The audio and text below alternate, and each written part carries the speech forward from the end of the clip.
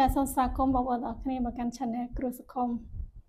សូមអានជូនបងប្អូនសារជាថ្មីនៅក្នុងសៀវភៅស្រីហេតុប្រទេសចូលវគ្គបន្តវគ្គ7ចាអរគុណច្រើនបងប្អូនទាំងអស់គ្នាដែលបានចូល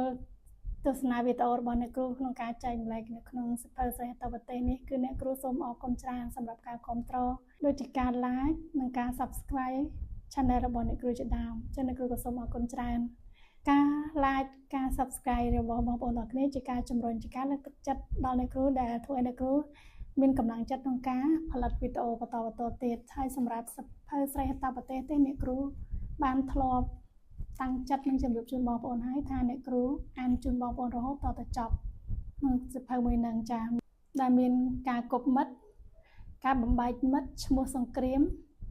និងឈ្មោះសន្តិភាពចាអញ្ចឹងយើងមកចូលបន្តទៀតក្នុងចាវគ្គទី7ដែលតពីវគ្គមុនមកចានៅក្នុងកថាទី6គឺរឿងព្រានប្រាសជ្រូកពស់និងចចកចាវិស័យវីរៈជនសូម្បីខ្សត់ខ្សោយទ្រព្យសម្បត្តិក៏អាចចូលទៅកាន់ភាពខ្ពង់ខ្ពស់ដោយកិត្តិយសដោយក្រៃលែងហើយបុគ្គលកំណាញ់សូម្បីប្រកបទ្រព្យសម្បត្តិសម្បូរច្រើនប៉ុណ្ណាក៏ដោយក៏ធ្លាក់ចុះទៅកាន់សភាពថោកទាបដ៏អាក្រក់ក្រៃលែងដូចជាសំណក់ជាតិកិច្ចងោកដោយខ្សែកជាវិការនៃមាសមិនដេចឡើយនឹងបានល្អដូចសត្វសីហៈដ៏រុងរឿងប្រកបដោយវិស័យលេចល្អឡើងសាបពីកំណើតព្រមទាំងគុណលក្ខណៈគ្រប់ប្រការបើមានទ្រព្យសម្បត្តិច្រើនខ្ញុំរីករាយសប្បាយចិត្តបើធ្លាក់ខ្លួនជាអ្នកខ្សត់ទ្រព្យខ្ញុំសោកសៅក្តៅក្រហាយចិត្តធ្វើដូច្នេះឬអ្វីដោយពិតការធ្លាក់ទៅទាបនិងការឡើងទៅខ្ពស់នៃមនុស្សទាំងឡាយប្រៀបដូចបាល់ដែលគេបោះដោយដៃដូច្នេះទេមលុបពពកមេត្រីដោយមនុស្សសាហាវសំទូងថ្មីស្ត្រីក្រមុំនិងទ្រព្យសម្បត្តិដែលទាំងអស់នេះធ្វើឲ្យកើតសេចក្តីរីករាយតែមួយខណៈទេបុគ្គលមិនគប្បីប្រឹងខ្វល់ខ្វាយហួសប្រមាណពេកទេដើម្បីរកទ្រព្យសម្បត្តិចិញ្ចឹមជីវិតព្រោះថាព្រះជាម្ចាស់បាននិមិត្តទុកស្រេចហើយដូចដោះទាំងគូនៃមេដាតែងបង្ហូរទឹកសីឲ្យទារកតាំងពីការប្រសូតចេញពីគល់មកម្លេះមានសុភាសិតទៀតសម្លាញ់ចូលស្ដាប់លោកអង្គណាដែលសាងហង្សឲ្យមានពណ៌សលោកអង្គណាដែលសាងសេកឲ្យមានពណ៌ខៀវលោកអង្គណាដែលសាងក្ងោកឲ្យមានពណ៌វិចិត្រផ្សេងលោកអង្គនោះនឹងសាងគ្រឿងចិញ្ចឹមជីវិតទុកសម្រាប់នរជនទាំងឡាយដូចគ្នាដែរម្យ៉ាងទៀតសម្លាញ់សូមចាំស្ដាប់កហសោយបាយនៃសប្បុរសទាំងឡាយតទៅទៀតដូចនេះថា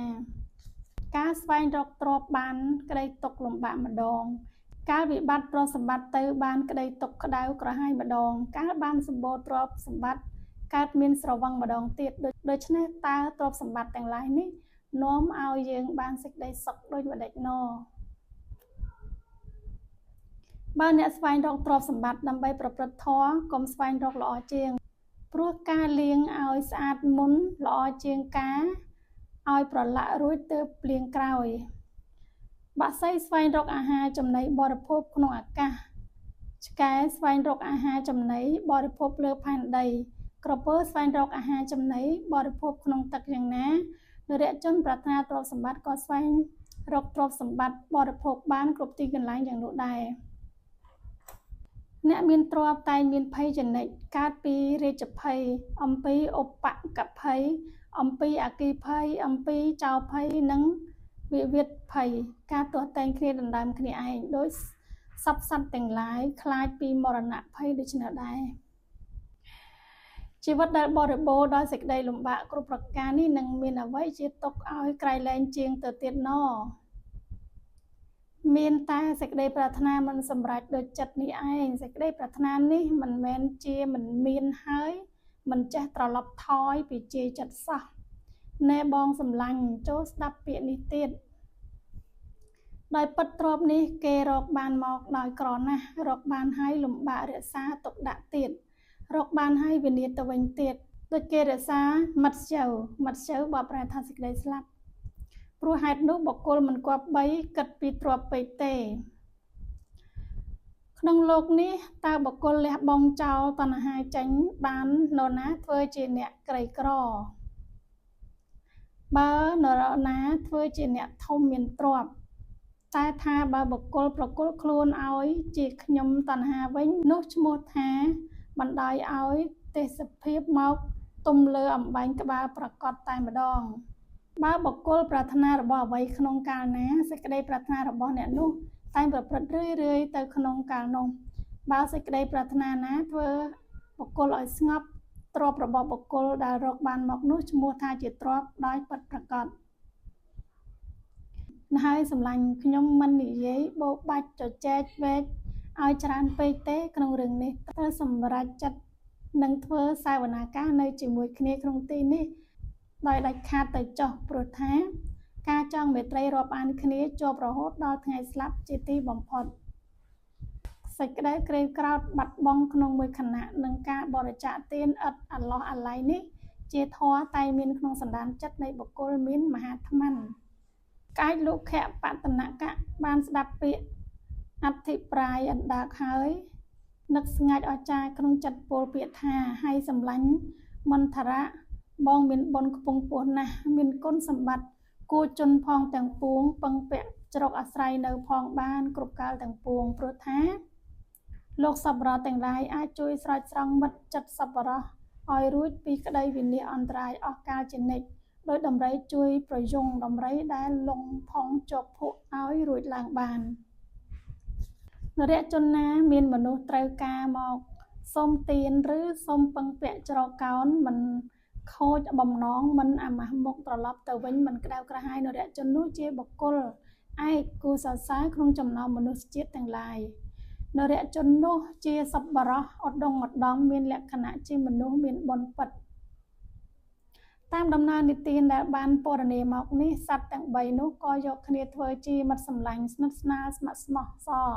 ស្វែងគោចររកចំណីអាហារតាមទំនឹងចិត្តអាស្រ័យនៅនាព្រៃនោះជាសុខនិទុក្ខនិរភ័យសប្បាយក្សេមក្សាន្តទៅហង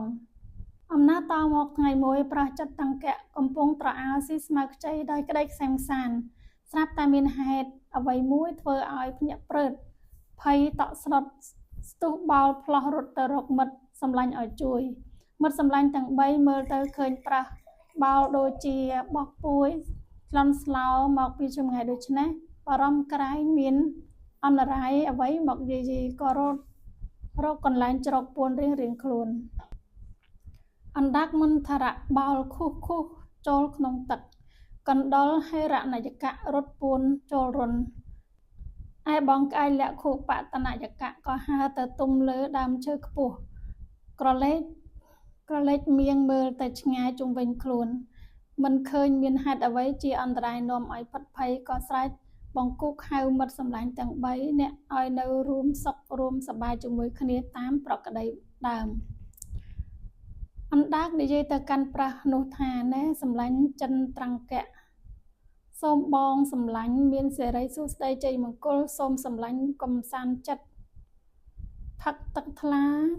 ស្វែងរកចំណីអាហារតាមបំណងអាស្រ័យនៅក្នុងព្រៃនេះជាទីកន្លែងរួមជាមួយគ្នាតទៅឯប្រះចិនត្រង្គៈនិយាយប្រាប់ថាអំបញ្ញមិញនេះខ្ញុំផិតភ័យណាស់ស្មានថាជាព្រានព្រៃដើរបបាញ់បានជាខំបល់ខ្មើតរត់មករកសុំអ្នកជាមិត្តច្រកកោណកណ្ដុលរហវិនយកៈពោលថាជើងត្រូវយកជាមិត្តអាស្រ័យនៅទីនេះជាមួយគ្នាមិនបាច់និយាយអង្វរកច្រើនពេកទេព្រោះថាកូនដែលកើតចេញពីទ្រូងមួយអ្នកដែលធ្លាប់ចងស្ពានមេត្រីជាមួយគ្នាមួយអ្នកដែលជាប់ខ្សែស្រឡាយត្រូវជាវងត្រកូលមួយនិងអ្នកដែលរក្សាការពារឲ្យផុតពីសេចក្តីអន្តរាយមួយទាំង5ប្រការនេះបុគ្គលក៏បីដឹងថាជាវិធីត្រូវចងជាមិត្តសម្លាញ់ត្រូវនៅក្នុងទីនេះកុំរង្គៀសសង្ស័យអ្វីឲ្យដូចជានៅផ្ទះខ្លួនឯងដូច្នោះឯប្រះចង់ត្រកៈបានស្ដាប់ពាក្យកណ្ដុលបរៈព្រមយកជាមិត្តរួមសុខរួមទុក្ខដូច្នេះហើយក៏សប្បាយរីករាយណាស់ស្វែងរកស្មៅជាអាហារតាមទំនឹងចិត្តផឹកទឹកថ្លាអាស្រ័យដំណេកនៅនាមលប់ដើមឈើជិតមាត់ត្រពាំងនោះឯងកាលនោះអណ្ដើកមន្តរៈសូរឡើងថា ណែប្រោះសម្លាញ់នៅក្នុងព្រៃនរជនបែបនេះបងខ្លាចអ្វីដែលមានព្រានព្រៃត្រាច់ចរទៅមកម្ដងដែរឬប្រោះឆ្លើយតបទៅវិញថានៅក្នុងដែនកលិង្គៈមានព្រះរាជាមួយព្រះអង្គទ្រង់ប្រនាមរុក្ខាកតៈស្ដេចទ្រង់កានរេពលសកលយោធាទៅគម្រាបប្រទេសជិតខាងពេលនេះទ្រង់បោះទ័ពតាំងបន្ទាយនៅនាត្រើយស្ទឹងចន្ទភាគាខ្ញុំបានលើដំណឹងខ្ចរខ្ចាយតាមពាក្យព្រានព្រៃថាស្ដេចនឹងត្រាច់ចរបបាញ់មរឹកបក្សីមកដល់ចិត្តនាឋានស្រះកបរិក្នុងវេលាព្រឹកព្រៀងស្វាងឡើងស្អែកនេះបើយើងទាំងអស់គ្នានៅទីនេះរហូតព្រឹកឡើងខ្ញុំនឹកឃើញថានឹងមានហេតុនាំឲ្យភ័យពុំខានគួរយើងរៀបចំរកកន្លែងទីពឹងតាមដែលនឹងរកបានឯអណ្ដឹកមន្តារៈបានឮហេតុប្រកបដោយភ័យនោះហើយតក់ស្លុតរន្ធត់ពោលឡើងថាខ្ញុំមុខជានឹងទៅរកត្រពាំងទៀតជ្រកពួនហើយបើតែយ៉ាងនេះក្អែកលក្ខុបតនកៈនឹងប្រះចឹងត្រកៈក៏ពោលដោយយល់ឃើញល្អថាធ្វើយ៉ាងនេះត្រូវហើយសម្លាញ់ក្នុងកាលនោះកណ្ដុលហិរណយកៈគិតសពគ្រប់ជុំវិញហើយក៏អស់សំណើចសើចខឹកទើបនិយាយថាបងអណ្ដើកមន្តារៈនេះវាកើមទៅដល់ត្រពាំងឯទៀតហើយចូលក្នុងទឹកភ្លាមពួនបាត់ទៅនោះជាកុសលហើយចោះយើងគ្រប់គ្នាជាសត្វត្រូវនៅតែលើគោកបានអ្វីការពារណព្រោះថាទឹកជាកំពែងការពារវិរិយជាតិទាំងឡាយប៉មជាកំពែងការពារអ្នកនៅក្នុងប៉មទីខ្លួនជាកំពែងការពារសត្វទាំងឡាយមានឆ្កែជាដើមសន្យានុភាពនៃព្រះរាជាកំពែងការពារឲ្យសម្លាញ់លក្ខុបតនកៈបងត្រូវឆ្លើយតាមក្បួនតម្រាឧបទេសនេះចោះព្រោះថាបុត្រពិនិច្យបានឃើញព្រះរាជាចាប់ដោះក្បំក្រពុំដោយផ្លែទម្លាប់ផ្អាប់ផ្អោបនៃភរិយាខ្លួនប្រចាក់ដោយភ្នែកឯងក៏ទោមនស្សទៅចិត្តឥតឧបមាឯខ្លួនបងទាំងឡាយក៏ត្រូវបានសេចក្តីក្តៅក្រហាយដូចនេះដែរសត្វទាំងឡាយសួររឿងនោះថាតើរឿងរ៉ាវនោះដូចម្ដេចកណ្ដុលហិរណយកៈចាប់ផ្ដើមរៀបរាប់រឿងរ៉ាវនោះដូចតទៅនេះចាអញ្ចឹងសូមអរគុណបងប្អូនទាំងអស់គ្នាអញ្ចឹងបន្ទាប់ពីវីដេអូនេះទៅអ្នកគ្រូអានជូនកថាទី7រឿងព្រះរាជាបុត្រពិនិច្យនិងភរិយា